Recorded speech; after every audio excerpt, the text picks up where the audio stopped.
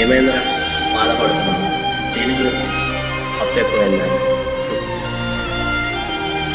బాధపడడానికి ఎందుకు?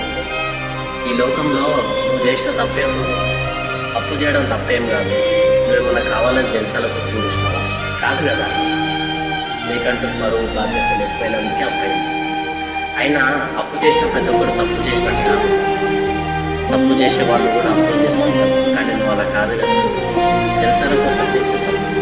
అయినా అప్పు ఉండడం వల్లేనా నువ్వు ఈరోజు బాధ్యతగా ఉన్నావు. ఏ అప్పు లేకపోతే నువ్వు కూడా జలసాల చెడిపోయేవాడిని.